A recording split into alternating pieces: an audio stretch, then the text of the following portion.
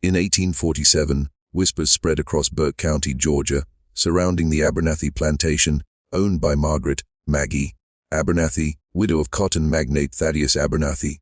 According to letters later uncovered in the Savannah Historical Society Archives, Margaret orchestrated selective breeding between her enslaved women and her 2 teenage sons, claiming it would produce stronger stock.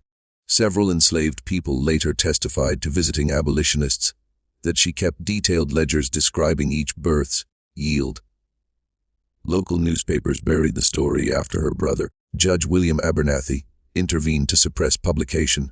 When Union troops reached the property in 1865, they reported finding an entire outbuilding burned to its foundation, containing what were described as small bones and iron restraints.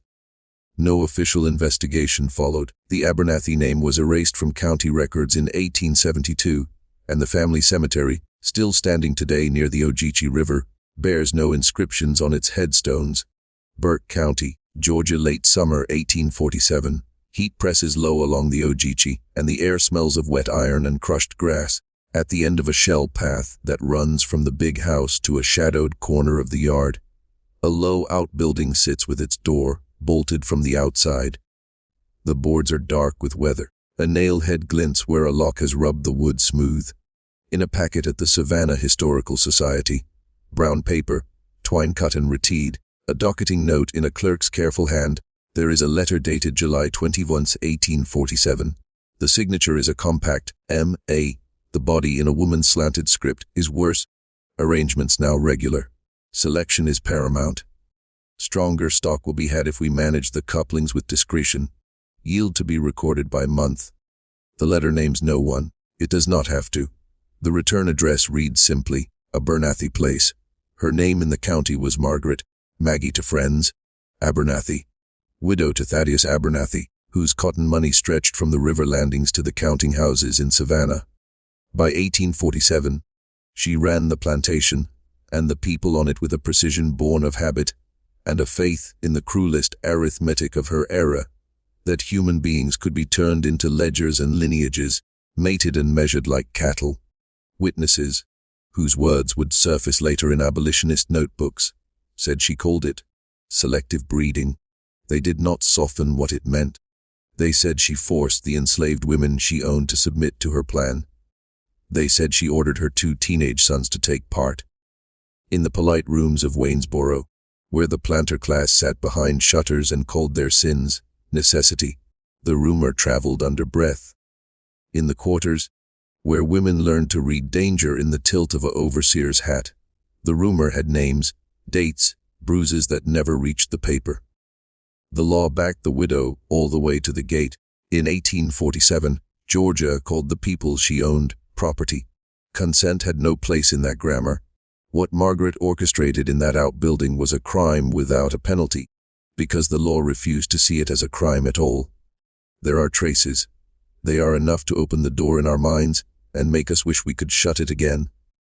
Letters, later retrieved from a Savannah attic and accessioned into the Historical Society's holdings, speak of pairings, season, selection, and yield.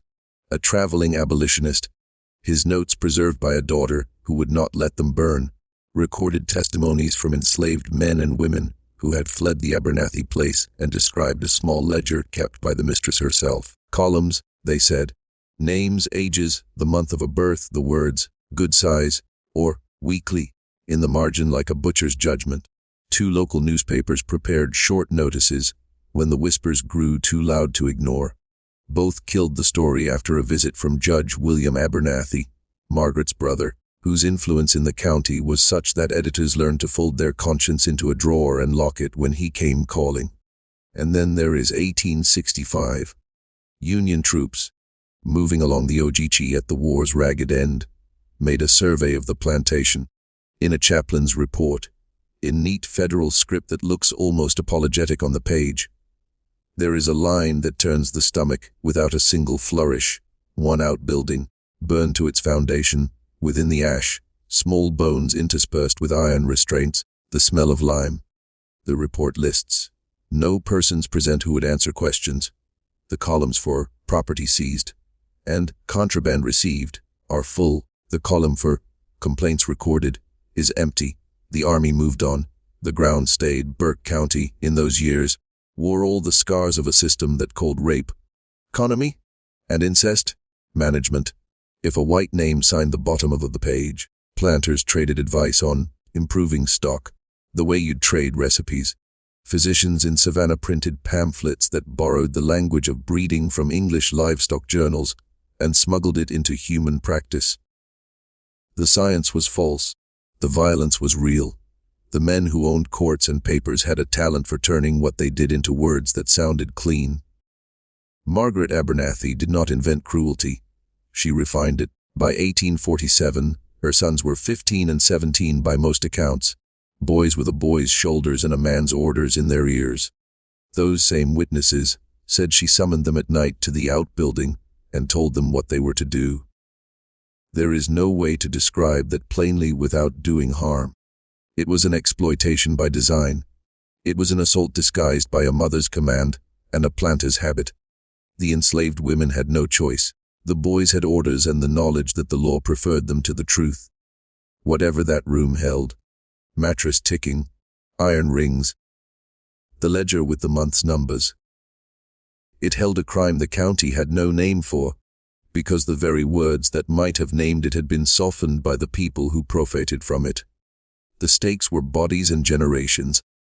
A child born of these pairings would live under the same law that had made the pairing possible.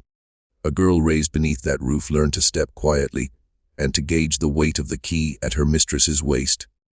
A boy learned, perhaps, to slide around the edge of his own shame until it fit him like a second skin. The books that survive do not show that, but the spaces in the record cling to it like a smell. Then the erasures begin. In 1872, a clerk in the Burke County courthouse began to prepare a new index. Sometime that year, the Abernathy name disappeared from the county tax rolls and the deed books as if a hand had rubbed a damp thumb across wet ink. The A section has a gap. No notice explains it. A family that had loomed over the Ogeechee like weather is suddenly weatherless. The official line, for those who ask, records lost in a consolidation year. No malice intended. Our apologies. The unofficial reality, if you listen to the way people who love their county talk, when they think no one beyond it is listening. Judge William knew where the shelves were and how to make a line vanish without making a scene. Drive down to the river now, and you can find a family plot behind a veil of live oaks, grass grown to the ankles, stones cut square and set smooth, no names, no dates, no words, 6 markers uniform as soldiers. The Abernathy cemetery is there and not there, presence without identity, a monument to the idea that forgetting is a kind of absolution if you can afford the stone. What we have, then, is a map made of what survived the fire and what men chose not to burn. The Savannah letters exist. Their phrasing, stronger stock, yield, is the language of a person who thought she could run human lives the way she ran her dairy. The provenance of those letters is solid enough to stand up on a yellow legal pad in a reading room an attorney's estate. A nephew with no interest in old paper, a donation made because the attic needed clearing. The edges of the story are ragged. The core holds. The abolitionist testimonies exist in a blunt hand that tried to shrink nothing and sensationalize nothing. She kept a book, one witness said. She wrote us down. Another, we had to go when she said, if we cried, she slapped us, and if we fought, they strapped us. The notebook says Burke County and M.A. It does not name the women. The choice, the collector wrote, was not to add another harm to their names. The army record exists. A chaplain 30 miles from a proper desk wrote what he could smell and what he could see: ash, lime, bone, iron. He could not say whose bones. He could not say who struck the tinder. He could only record what the war had revealed when it opened a door that the county had kept shut. Every historian knows the moment you have to look up from the page and decide what to do with the parts that are missing. In this story, the absences are not accidents. They are a design, a judge's visit that turns a newspaper's spine to string, a county index that omits just enough so the family name slips off the ledgers, A cemetery that says nothing in stone, so no child can point to a date and ask why. So here is the question that runs like a wire through 1847. How did a widow turn the tyranny of ownership into a breeding plan and bend her own sons into its service? How many people said nothing, because the law meant never having to say why? What does it mean that the only public record of the outbuilding is a Union officer's terse line about small bones and iron restraints? We are about to walk into a room most communities, North and South, have preferred to leave locked. Not to gawk, not to grant the rumors an easy victory.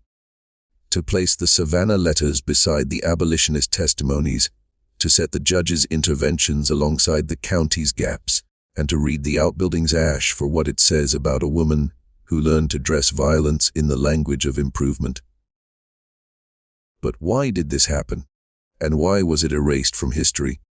If this story grips you, subscribe and ring the bell, so you never miss our deep dives into America's darkest historical mysteries.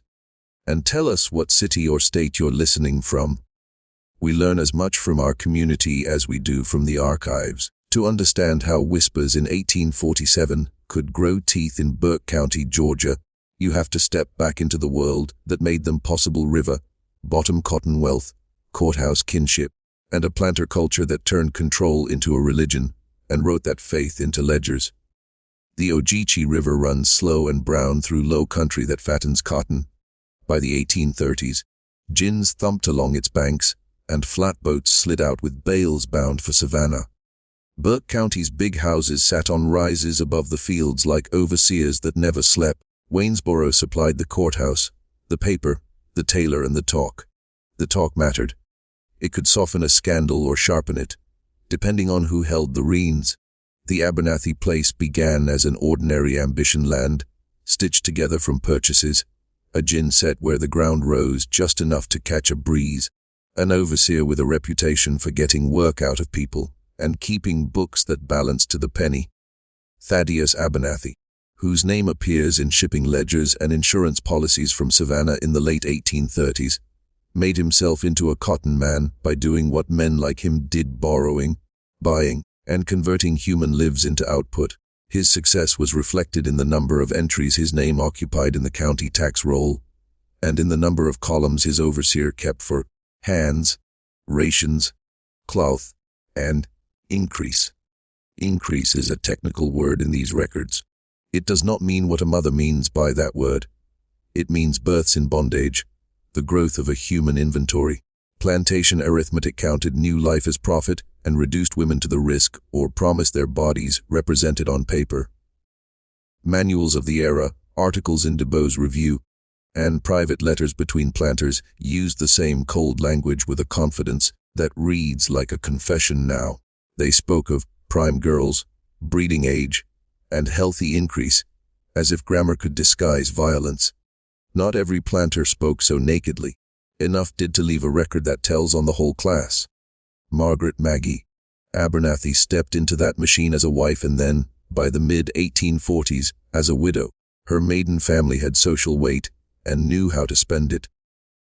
Her brother William's rise to the Burke County bench was greased by connections and the customary promise that he would keep the peace, by which people meant he would keep power exactly where it already sat. When Thaddeus's health failed, whether by fever or a chest seized by the heat is not recorded, Maggie took possession of the numbers and the keys. Under Georgia law, a widow could manage an estate and its property if the arrangements had been made. The arrangements had been made. There are traces of what she valued before the letters that matter most. Visitors remembered that she liked neat accounts and straight rows, that she kept a dairy in good order, and that she was quick to praise a clean seam and quicker to punish a crooked one. She was not unusual in appearing pious on Sundays and exacting on Mondays. Her pew was near the front. Her place in the community was as secure as the fact of her brother's hand on the county docket. Within that framework of respectability, two currents entered Southern thought in the 1840s that made the leap from cruelty to system feel like progress to people hungry to call their behavior improvement. One was the long-standing habit of borrowing breeding language from livestock manuals and applying it to enslaved people. British journals on cattle and horse improvement circulated among planters who raised more than cotton. Advice crossed species without shame. The other was the rise of racial pseudoscience, American and European men dressing prejudice in numbers and pronouncing it natural law. A planter's library might contain Buffon or Cuvier on comparative anatomy, Morton skull measurements out of Philadelphia, and pamphlets from southern presses that promised to explain why a brutal order was both inevitable and beneficial. You do not need to prove that Margaret read any one of those books to see how their ideas saturated the air in which she made decisions. Planters wrote to each other about crosses that made field hands who stood up to heat, about fancy girls who fetched higher prices in markets where rape was a business, and about whether to buy new people or raise one's own. In private, some boasted about her studs, a word stolen from animal breeding and applied, vilely, to men they forced into repeated assaults. In public, they said, increase. A great many enslavers did not have to name what they were doing to women under their control. The structure did the speaking for them. At Abernathy, the letters that surface later in Savannah have none of the philosophizing. They have only a woman's precise script-making, selection, a virtue and yield, a measure. The earliest of those notes mentions arrangements now regular, which implies a trial period beforehand. A second mentions rotation and season. A third lists Annie. Letty Rose as good hips, strong teeth, the sort of appalling details that passed among buyers at auctions and appear in bill of sale descriptions, stripped of personhood and converted into livestock shorthand. The letters are not complete. They are enough. The outbuilding that would become the black center of the story had an ordinary origin. It appears on a sketch of the yard from the late 1830s as a dairy and smokehouse paired side by side, stone footings, plank walls, a vent pierced high to pull air. Sometime in the mid-1840s, a repair bill notes, new hasp and bolt at the small house, and an order from Savannah lists, iron strap hinges, £8. In the same period, a carpenter charged for 2 iron rings fastened to beams. The items can be innocent in one arrangement and monstrous in another. Without the letters, they might never have registered.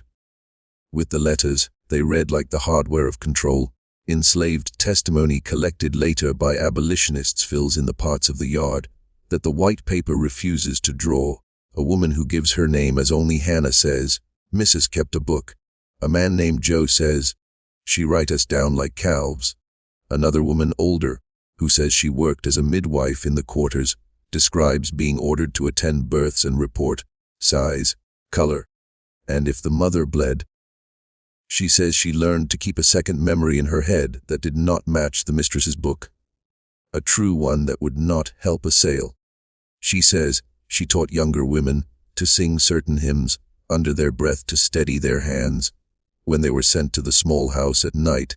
The abolitionist who writes her words adds that she tapped the side of her head when she said, the true one.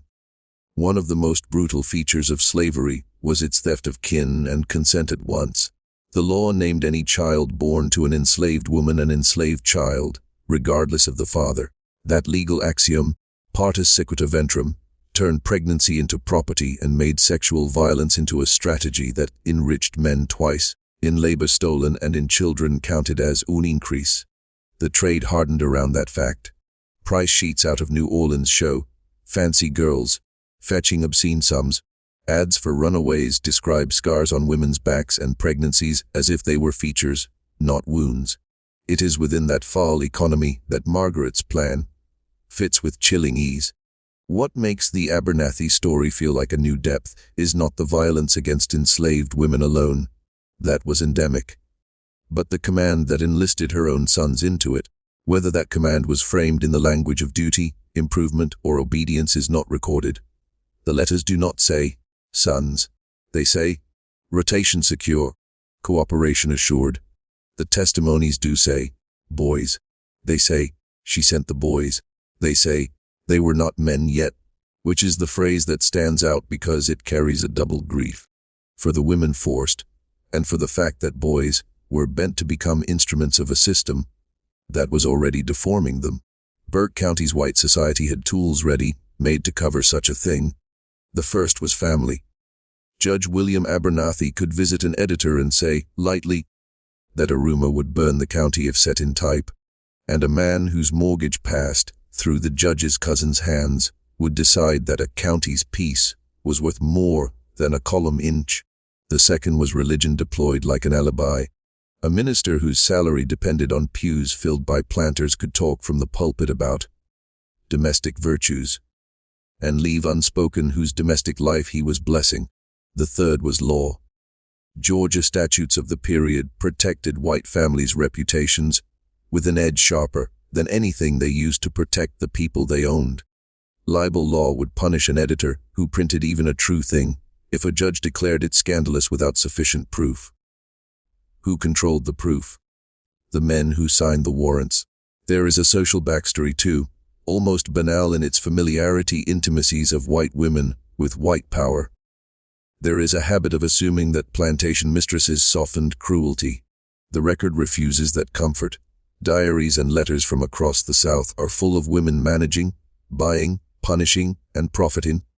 Some were kind within the boundaries of a brutal order. Some were cruel within the protections of that same order. Many were both, depending on the face they wore that day and to whom.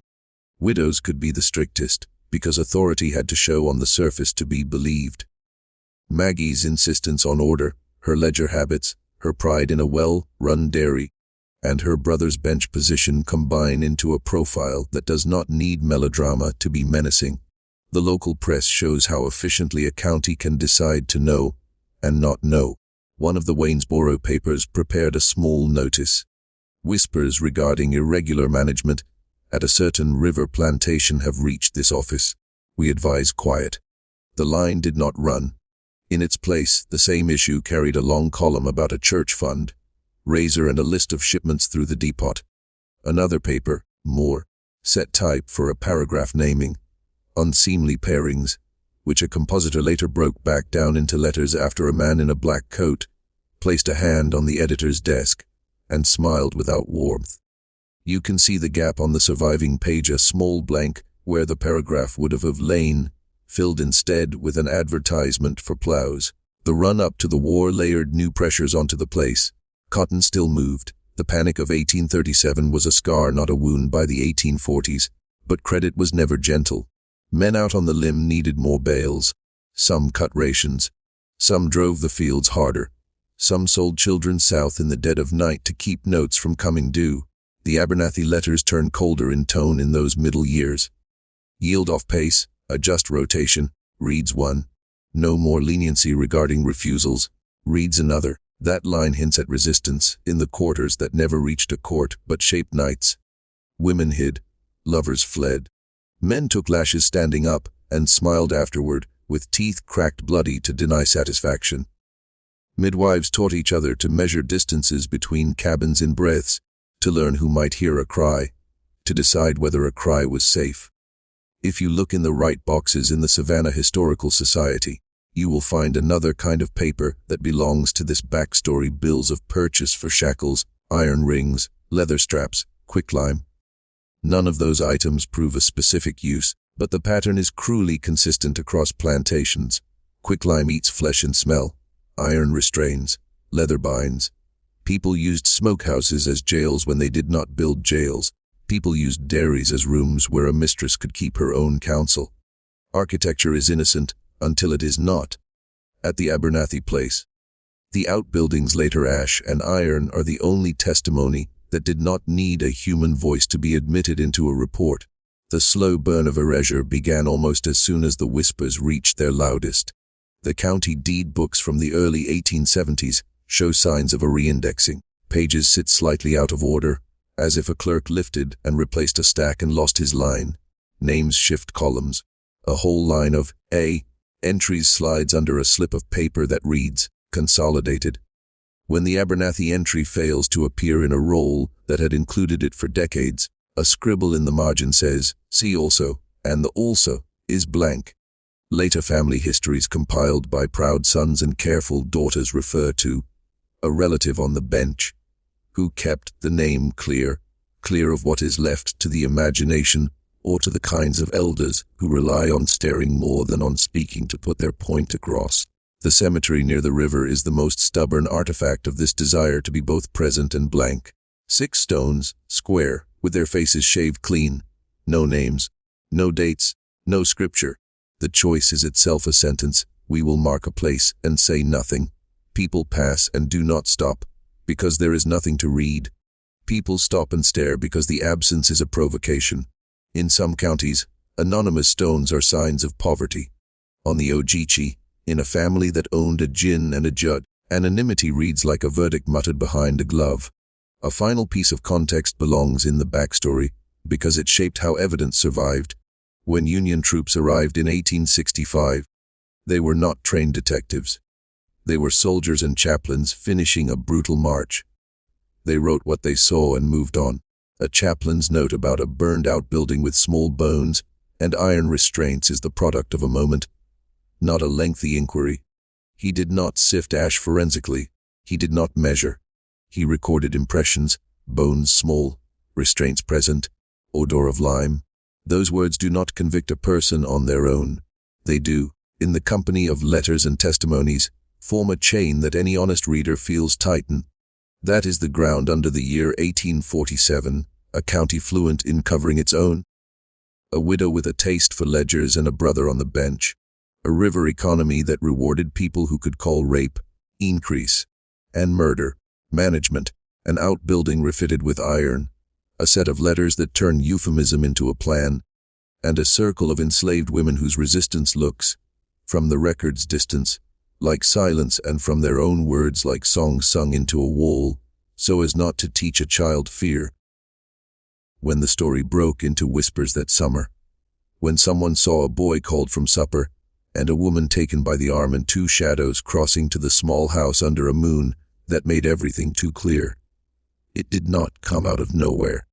It came out of years of a place teaching itself to think of people as material and of one woman determining that the most intimate violence could be justified if it appeared in a column that added up. The first entries appear as fragments, not full sentences.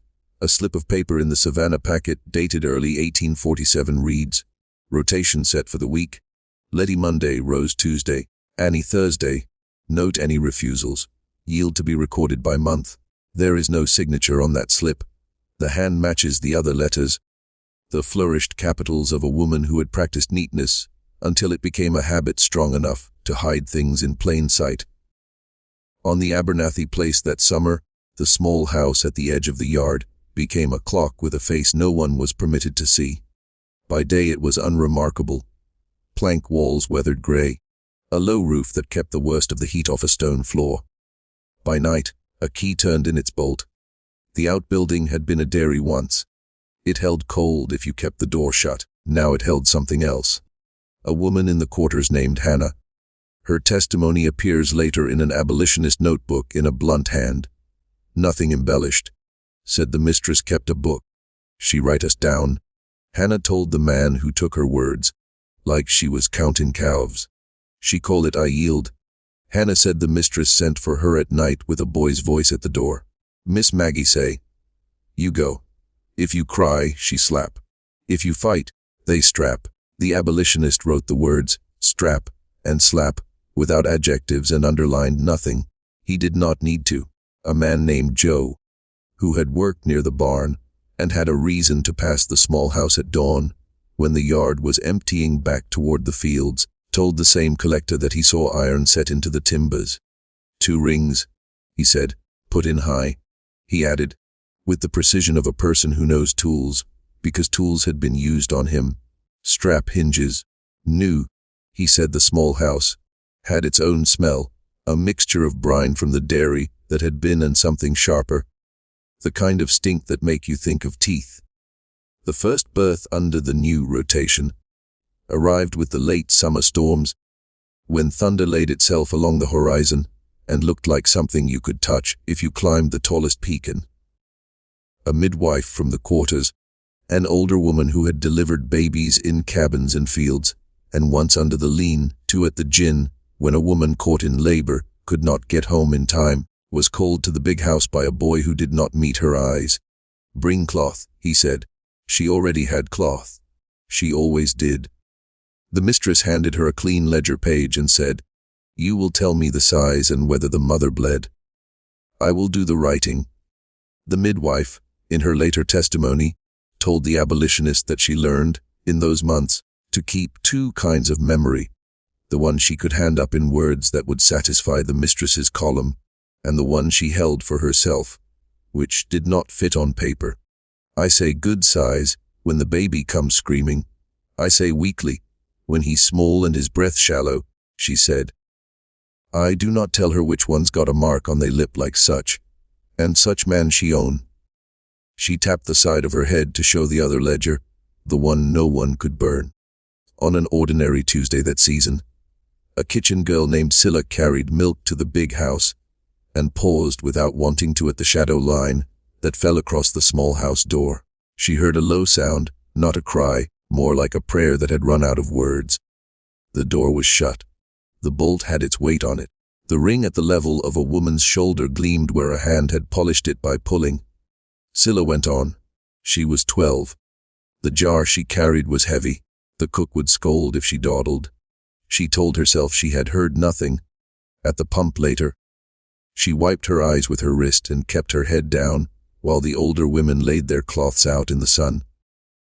The language in the letters grows brisker, as the months go on, as if the writer had found an uncluttered tone she liked. "Season ahead of rain," one says. "A just account with Mr. L. for spirits and lime. Hargrove to see to discipline after sundown. Judge recommends quiet." The names shift from women to logistics. It is a trick plantation manuals taught. Speak about things as if they are decisions, not people, and the mind lets you turn humans into arithmetic without flinching. Neighbors noticed without admitting they had noticed. A man who owned land on the far side of the lane told his wife at supper that the Abernathy place keeps late hours. She told him that he would do better to keep his attention on his own business. A young preacher new to the circuit came to call and drank sweet tea in the front parlor, while a woman's voice lost its breath in the small house and returned to it again. He did not know what he was hearing. Or he did, and did not have the words for it that would not get him turned off the porch. That Sunday he preached about domestic order and the virtues of a woman who keeps her household well. The mistress nodded at the right moments and wore a pin at her throat that caught the light. The first rumor that rose high enough to reach a printing office did so, because a man could not keep his anger in his pocket any longer. He was not brave, exactly. He was an editor with a debt he could not pay without selling more papers. An item, placed low on a page, would do its work. He set type for a small paragraph about unseemly pairings and whispers that dishonor not only a house but a county. He kept names out of it because he wanted the selling thrill of suggestion and not the cost of accusation. The proof lay on the stone. He went to bed. The next morning, Judge William Abernathy came in a black coat that did not pick up dust no matter how many miles he drove. He set his hat on the editor's desk carefully and placed his hand on the place where he imagined the editor's conscience ought to sit. "Good men," he said, "do not set fire to their own barns." The editor folded the proof and slid it into a drawer. He told the compositor to break the paragraph back into letters. In the gap, he slid an advertisement for plows. It fit too neatly. That was the point. Meanwhile, in the quarters, women made their own small laws. They taught each other to cut calendars into days with the edge of their fingernails along the inside of their bedding. They learned who might go out alone without drawing a boy with a message to follow. They traded shifts in the fields to keep an eye on girls tall enough to be noticed and small enough to be taken by the arm and told they were fit. An older woman taught the younger ones to drop their eyes when the mistress looked too closely at their faces, and to widen them in surprise if the mistress praised something about their hips. They braided warnings into hair and unsaid things into songs. None of it was magic. Some of it worked. Letty tried to leave in September. She had a brother at a place 12 miles away, and a sense of the night map that would get her into scrub before anyone thought to look. She was back by morning, brought by two men who rode patrol for money, and for the pleasure of being the sort of men to whom other men handed money for that work. One of them had a cut on his knuckle where Letty had bitten him. He laughed when the overseer looked at it. "She got spark," he said. The mistress sent Letty to the small house before sunrise and told Hargrove to increase the rations for the men who had brought her back. In the margins of one of the Savannah letters there is a note: refusals to be met with consequences. Yield will improve. A baby died in October. The midwife said later that she had known it would from the first breath. "Some babies do not want to be here," she said. The mistress wrote weekly in her ledger and did not write the mother's name. The midwife remembered it anyway and said it out loud every morning while she boiled rags, so that someone would say it while steam rose into the ceiling that had absorbed too many cries.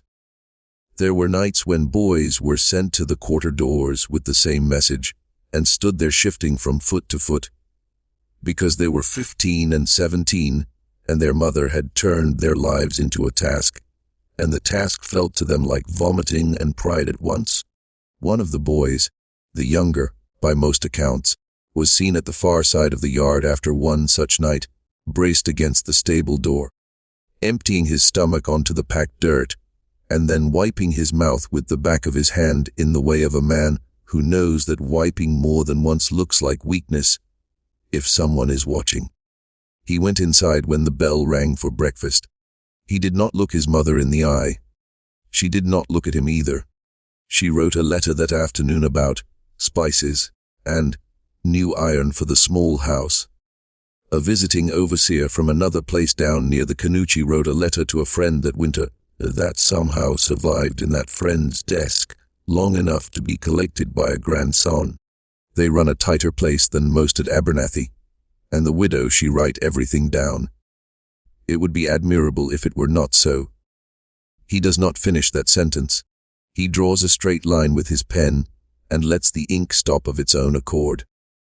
It is one of the most honest things in the entire packet.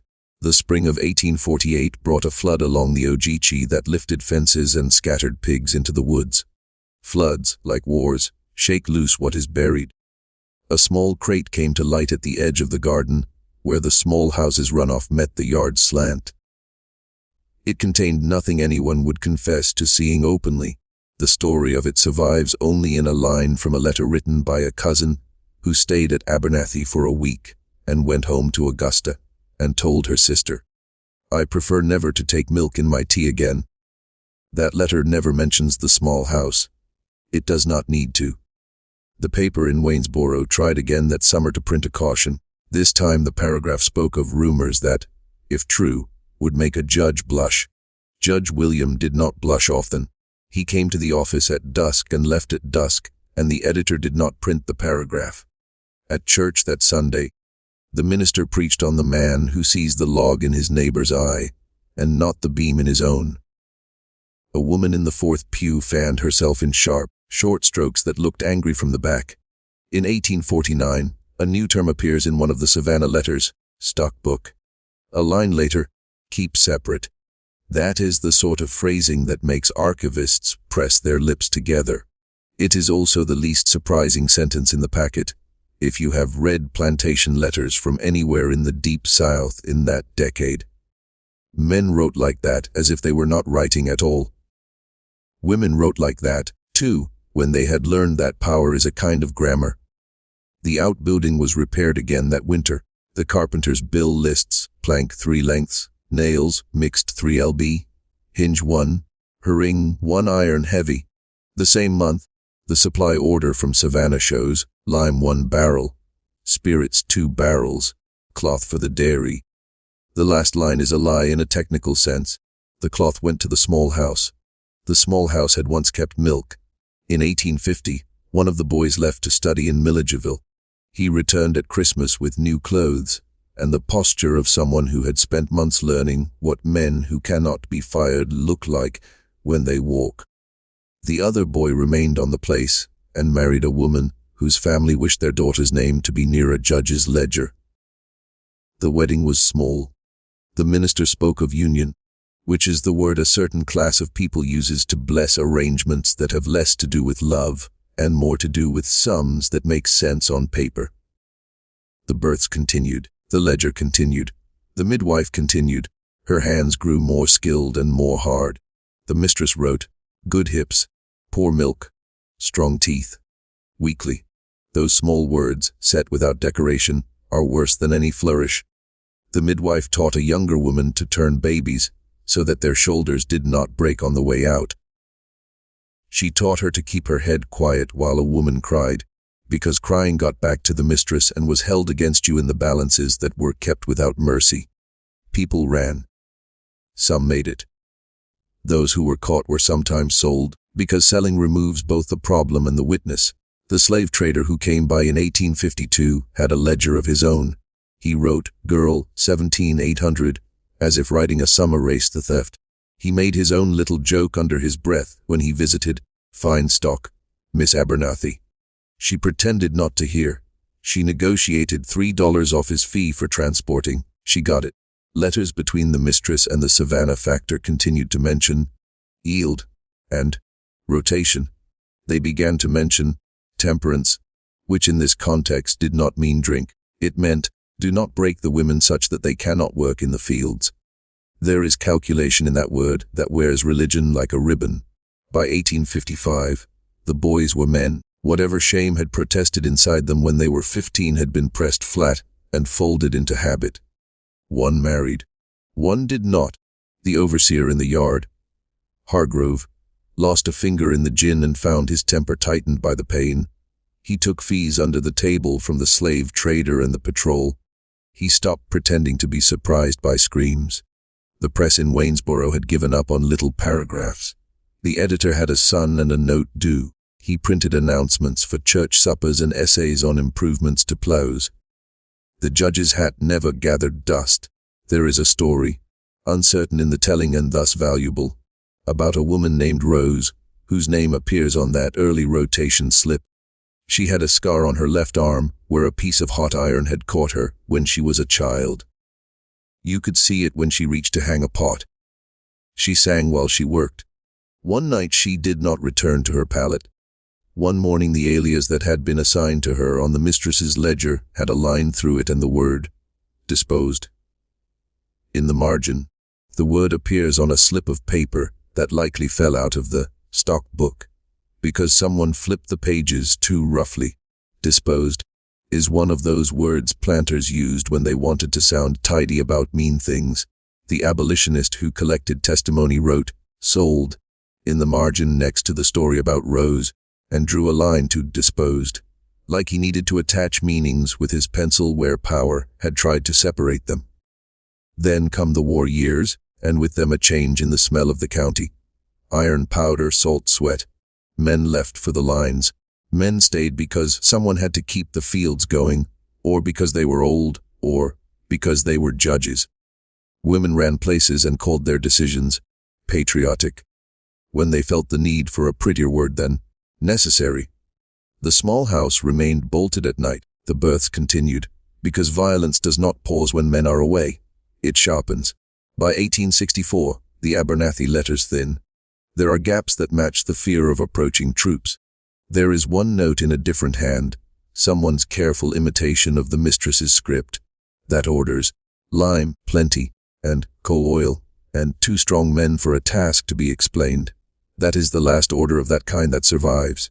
In early 1865, Union soldiers moved along the Ogeechee with a machine's purpose. They were hungry, tired, and finishing something they had been told would never finish. They came to the Abernathy place and found a yard neatly swept, because a widow with a taste for order made sure the yard was neat whether enemies were present or not. They found the barn. They found the gin. They found the small house burned to its foundation. It had been fired in a hurry. The ash was hot in places. The smell was not only smoke. A chaplain attached to the unit wrote his report in the only language his office taught him. One outbuilding, burned, within ash, small bones interspersed with iron restraints. Odor of lime. He wrote, "small bones," not "infant bones," because he did not have the training to name them with confidence, and because precision is sometimes the last mercy a witness can offer. He asked questions. There was no one to answer them. The mistress, Margaret, had left, or had moved into a room and set her face so plainly to the wall that no one could make her see what the man was saying.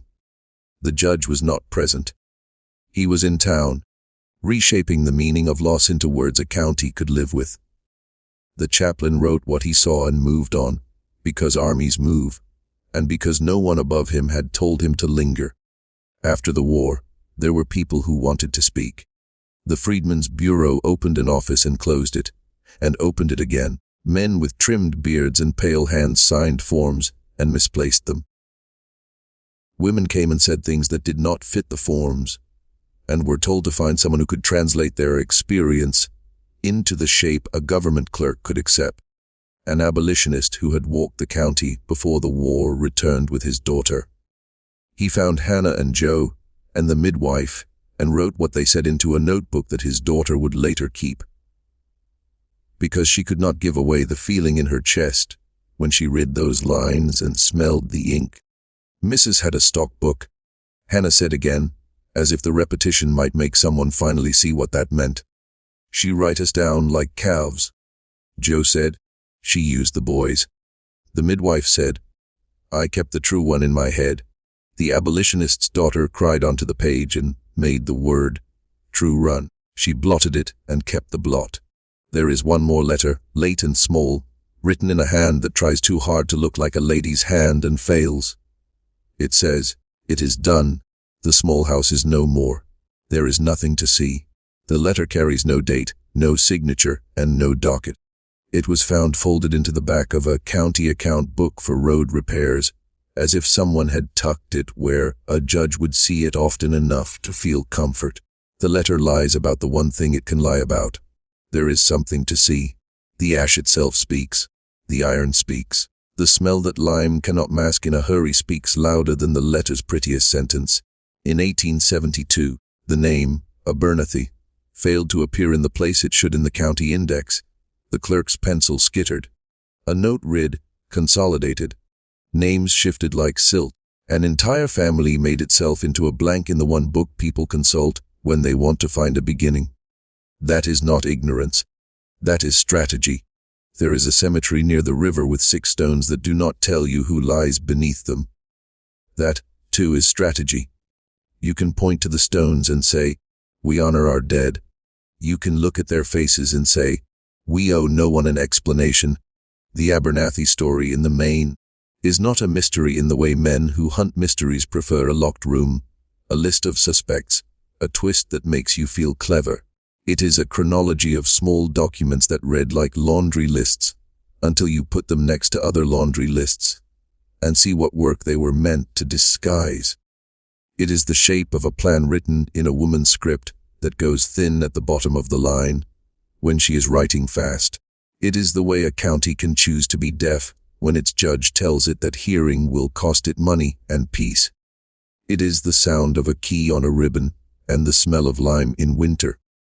There are accidents in the record, and they escalate because people who do ugly things develop the habit of mistaking getting away with it for having done nothing wrong. A ledger left open in a draft that flips a page.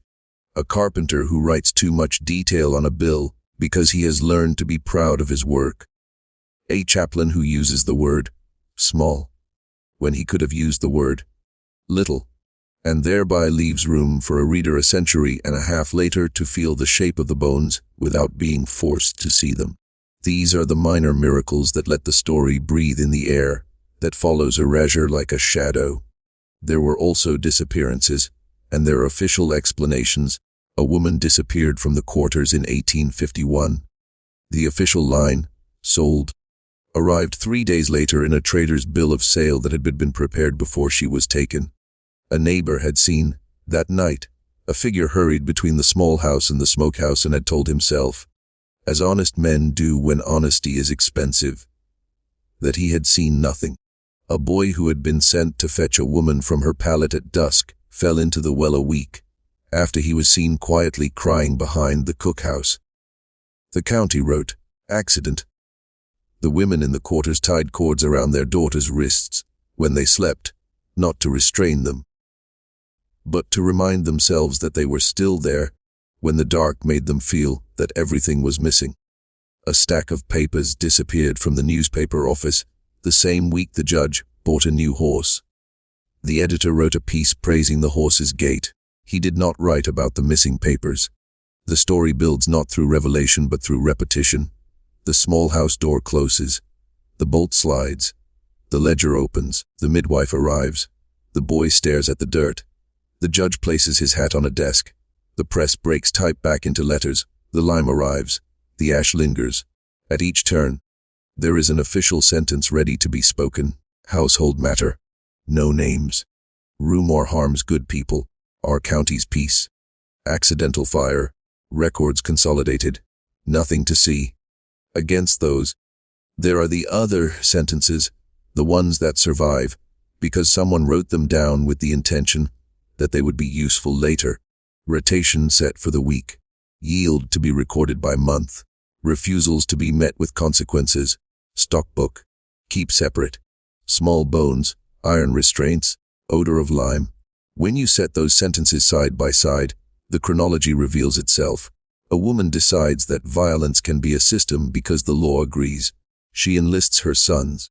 She makes a ledger out of bodies. A county's magistrate teaches a press to live without its spine. A war arrives and reveals in ash what the county would not. People who were hurt tell the truth to the one kind of paper that can survive a judge's visit. A notebook in an abolitionist's satchel, carried north and then back again by a daughter who had cried onto a page and refused to throw it away. There is a final loop that belongs to the story, and it occurs years later when someone, not a historian, not a judge, not a mistress, walks to the river and looks at 6 blank stones and wonders why blankness should feel like an accusation. The answer is in the habit the county learned in 1847 to turn names into gaps and believe that the gaps will hold. Sometimes they do. Sometimes a chaplain writes, "Small bones," and the gap becomes a question that will not close. We have, for the purposes of this investigation, walked from that first rotation, slipped through the seasons of 1847 and beyond, through the births and the ledgers and the crushed paragraphs, and the burned small house and the smell of lime, and we are standing now at the edge of the part where people begin to raise their hands in a room and say, "But perhaps," and "Could it be?" and "What if?" That is the territory ahead.